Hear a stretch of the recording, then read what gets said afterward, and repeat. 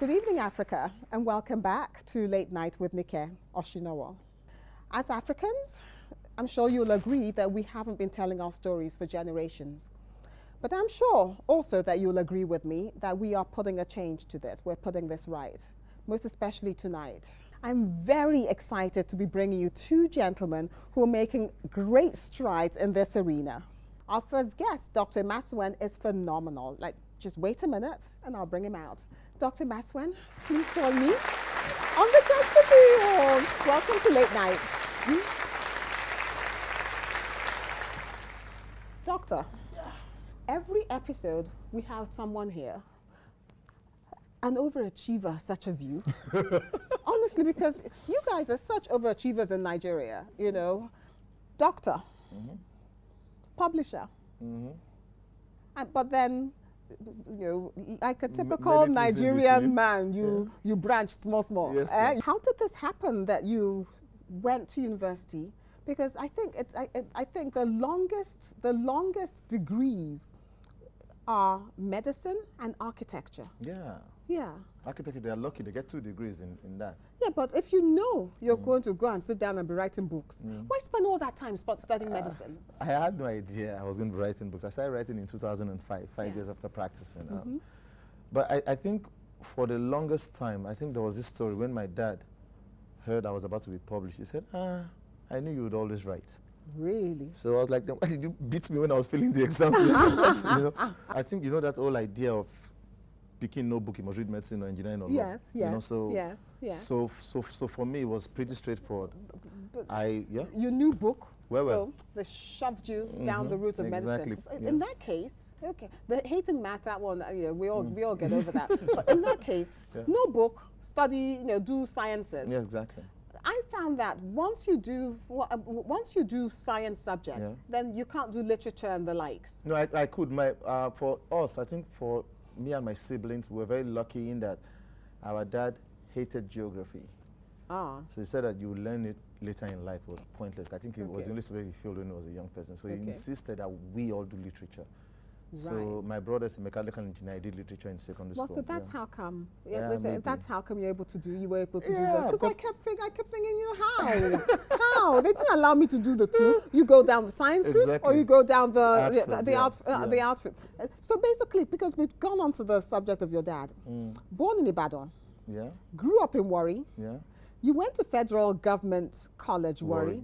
Isn't that a girls' school? Wasn't that a girls' school? No, that was Federal Government Girls' College. The Bendel Girls' School was in Benin. Okay. And the mixed one was in Warri. I was born in Ibadan because my mother was in final year at the time. Okay. So she was a pharmacology student. Final year. Pharmacology.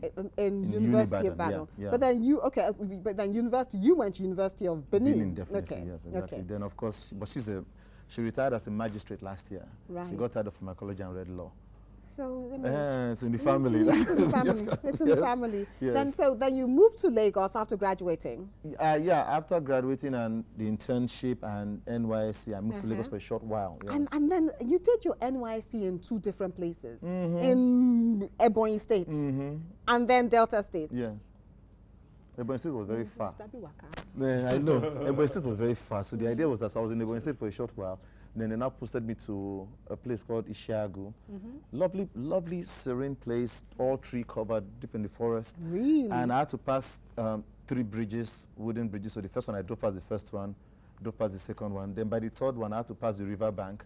And then they told me that the rains will start in 3 months. I wouldn't be able to go back. So you're like, no, there's enough already. You're like, I'd served the country. I did 6 months there, then I went to Delta State and I served. That's why I completed my service. Wow.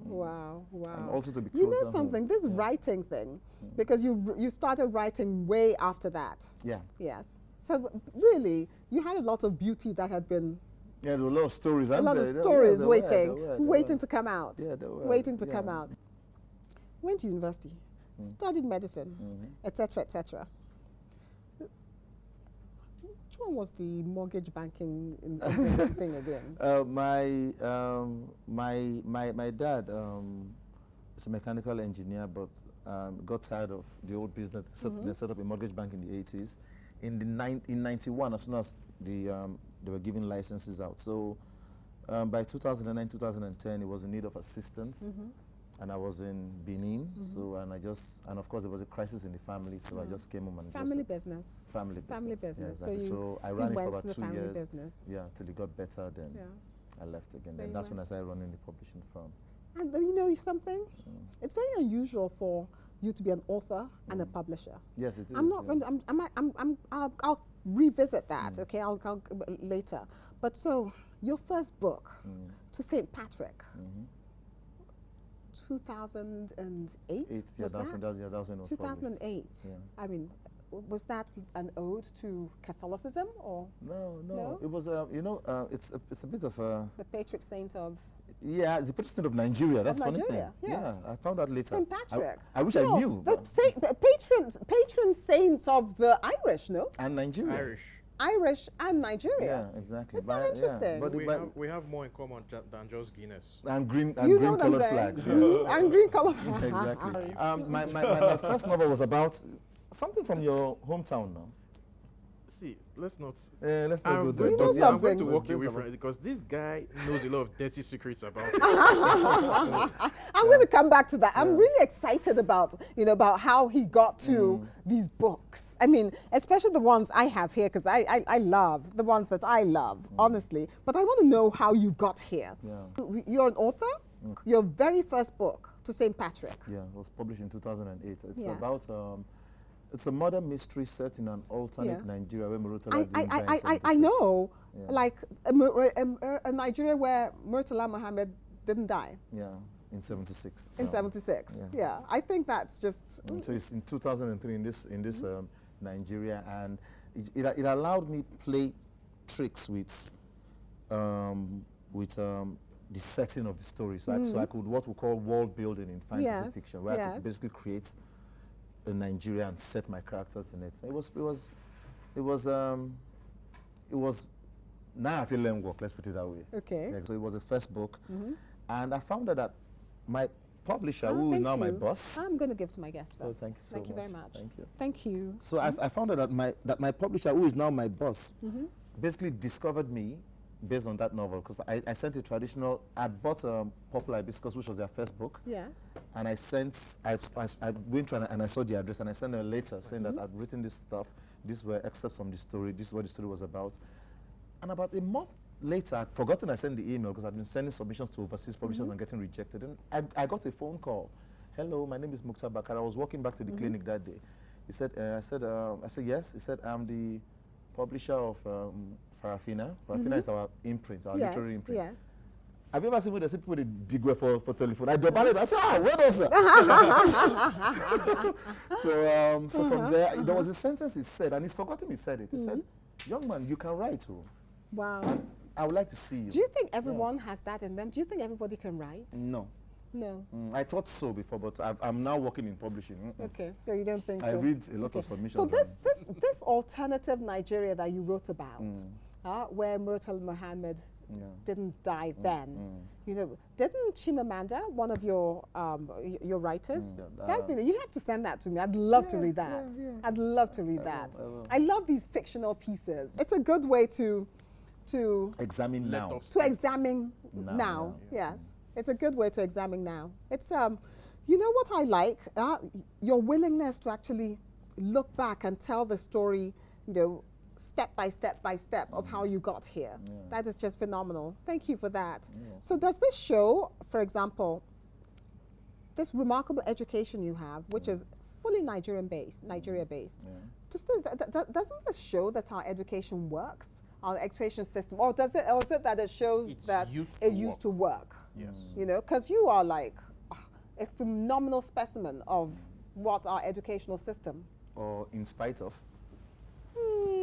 Well, in spite of not having gone to an all-girls school. Exactly. Not just in spite of being a quack. Yes, exactly. Because it's funny in that there's this idea that me and Biavanga is one of our authors too. Biavanga Wainana is Kenyan.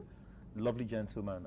Because you also have, you're also one of your authors is Ungugi Wafiondo. Yes, exactly. Because I love, we got the license to Wizard of the Crow. Yes. And the novel is remarkable because it was first written in Kikuyu. Then he translated it. Now he writes all his fiction in his native language. That's just then amazing. translates back to That's English amazing. for the rest of the Very world. few Nigerians will be able to do that. Very few Nigerians can speak their own language. Or are literate in their languages. I mean, you know, Or even literate in Pidgin. Pidgin is very like difficult to read, though. Pidgin is very difficult to read because many Nigerian languages are not standardized in the first place. I think the only two that have, the three majors have really standardized. Yes. But in Igbo, there's a quarrel about which is genuine Igbo. Let's start with that. Hausa is standardized in Arabic scripts. Yeah. So when they transliterate it into English or into Latin scripts, there are a lot of variations. And but then also, you know, the fact that, because you literally publish works and stories that tell our own stories. Yeah, that's our motto. That tell our own stories, you know, the Nigerian story, the African story. Yeah. And we're particularly concerned about the audience. Yes. Who are you speaking to? We are, yes. Exactly. So like you could tell your stories to, you could explain yourself to the other.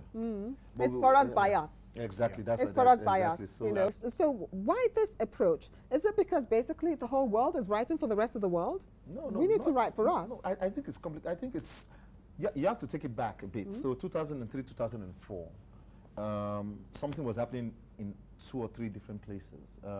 Mukhtar Bakari was leaving banking and setting up his publishing house. That's the real superstar here. Yeah. The guy who started Kachifo Limited and Farafina. Yes.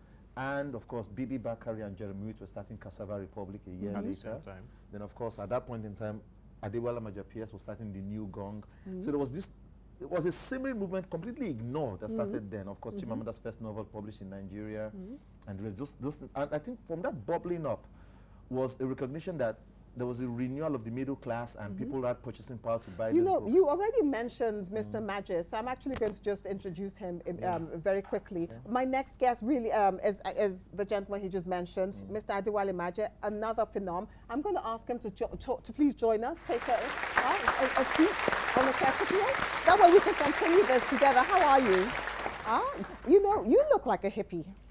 And with a ponytail and everything. Please take a seat. How are you? You are so hippie-like. It's remarkable. I feel like getting a placard and saying peace. He's a hippie, actually. Peace. It's so cool. It's an honor to have you here. You know, as Nigerians, we're so used to judging the book by the cover. You know, in my case, it's a good thing because people look at me and they're like, they say she's a beauty queen. Good. So it means they've automatically underestimated me. So I can get my work done so fast. It's wonderful. I've signed all the contracts, done everything, and dotted the line. Before they realize that there's a brain there, you know, kind of thing. I'm so glad I didn't underestimate you. I'm so glad I didn't judge you by the ponytail and the nice little dashiki thing that's going on there, you know. Honestly, because I read this and I was like, now wow, columnist for the New York Times, how far? I've been writing a monthly column for the New York Times for the last year. Right. I'm a jobbing writer. You're a jobbing writer, you know. So when they asked me, I said, sure. Author of several books, co-founder of Writers Collective, The New Gong. That's why I brought you up, because he was just talking about this renaissance in the writing industry, in the writing and publishing industry in Nigeria. And this New Gong, you know, what's the difference between a publishing house and a collective? It sounds like a commune. Yeah, well. Doesn't it? Doesn't it sound like a commune? Well, it's a writers' collective in the sense that anybody we take on buys into it and they become responsible for their book. We're not a proper commercial publisher like Farafina. I like how you said it, but you know, should we, DJ, do you want to just play us into... My primary medium is television. I love television. I also facilitate conversations between people and companies. I have to research my subjects, the people I'm going to talk with, the people I'm going to be with. My IT guru said to me, we have to switch you to a Etisalat. I said, why? He said, for roaming, for sense. I haven't regretted it for a second. I get into a new country, automatically I'm switched on. And you know the best part? I don't have to pay for all the incoming calls. there's a young lady that I've recently heard about. She's a fashion designer. Not only has she pulled herself from the most incredible odds, she's also been awarded internationally. That is the kind of person I'll fly to go talk with wherever it is she is in the world. I'll tell you a secret. My former network, I was with them from inception. I switched only because I found a better partner. Switch to quality today. Etisalat, now you're talking.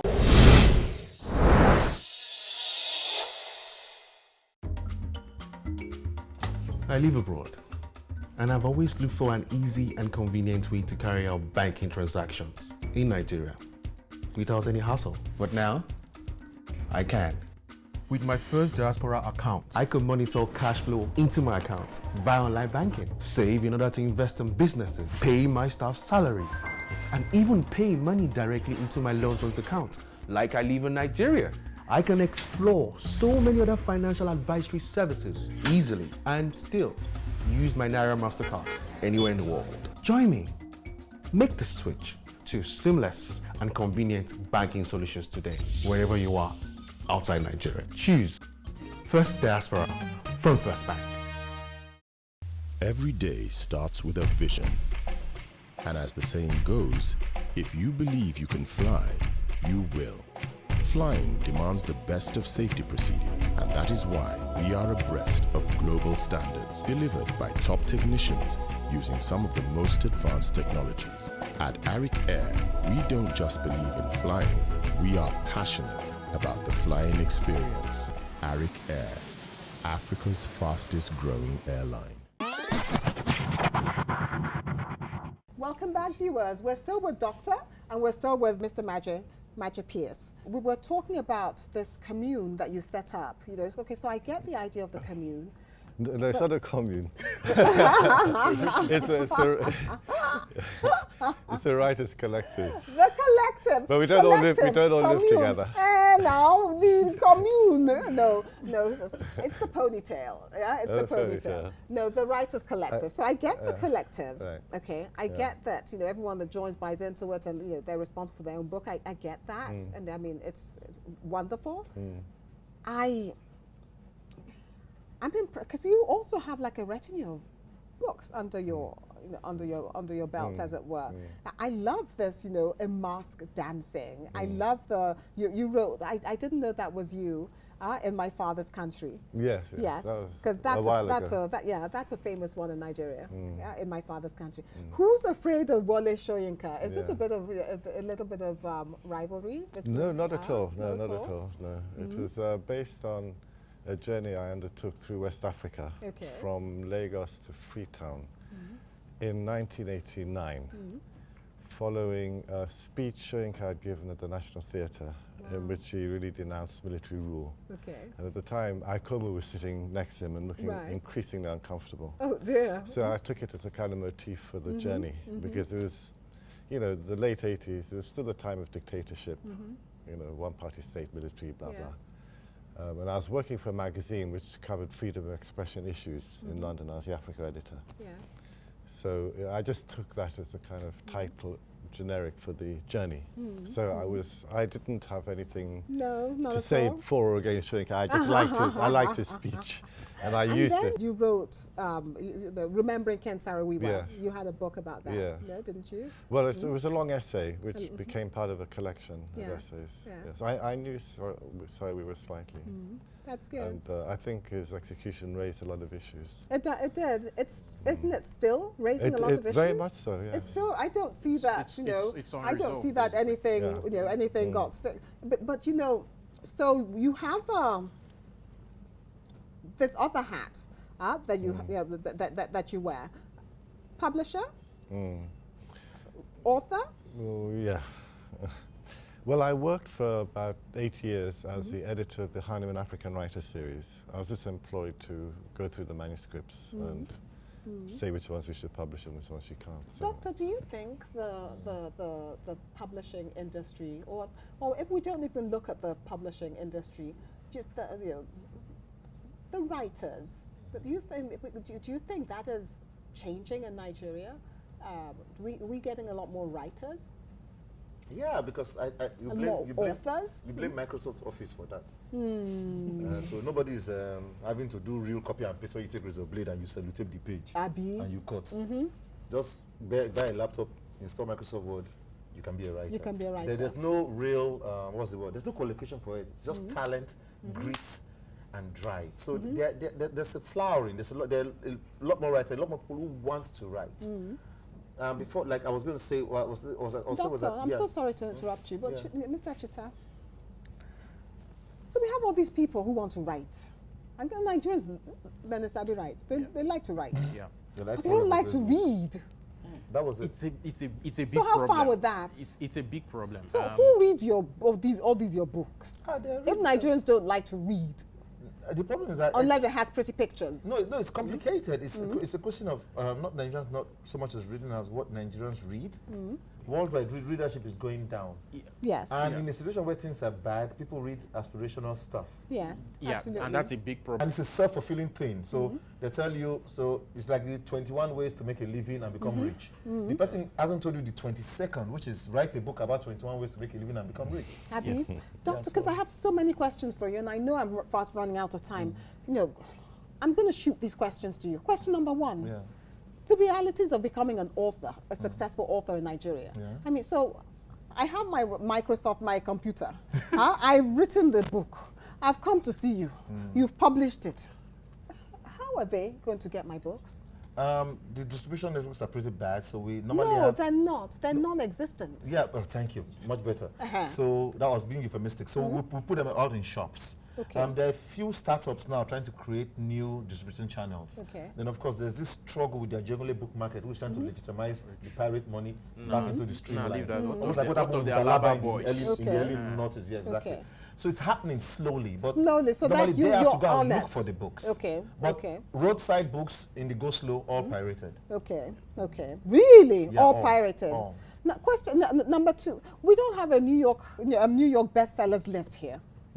So I mean, how far with it? So how do you know? So I've written this book. You've published it.